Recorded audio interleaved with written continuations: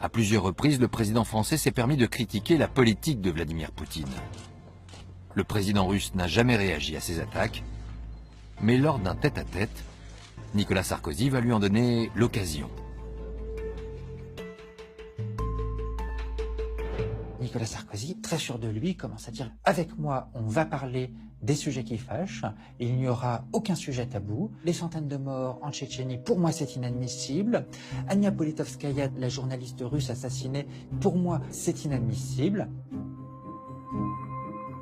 Vladimir Poutine, écoute, commence par juste laisser parler Nicolas Sarkozy.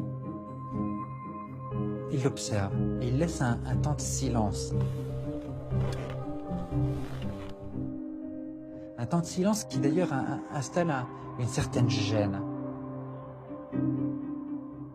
Et puis il prend un air un peu narquois et lui demande « C'est bon, t'as fini là ?»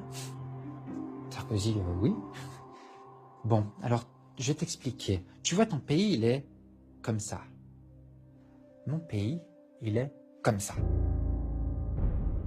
Alors maintenant, de deux choses l'une. Ou bien tu continues sur ce ton et je t'écrase, ou alors tu arrêtes de parler comme ça et tu verras, tu viens juste de devenir président de la France, mais je peux faire de toi le roi de l'Europe.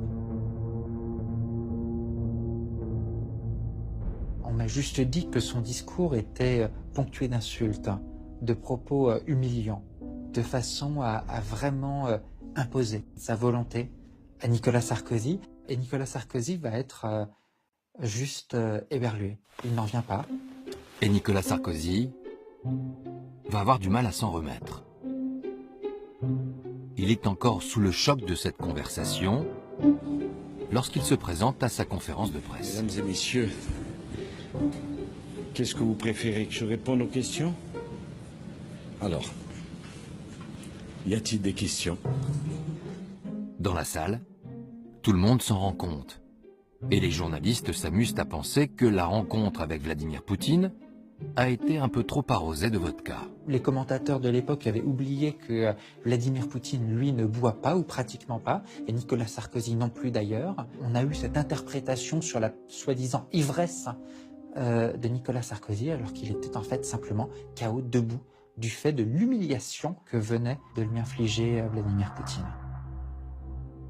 Nous avons évoqué tous les sujets, la Tchétchénie, la journaliste, les droits de l'homme, les droits des homosexuels. Nous l'avons fait calmement, sereinement, mais je l'ai fait sans aucune agressivité.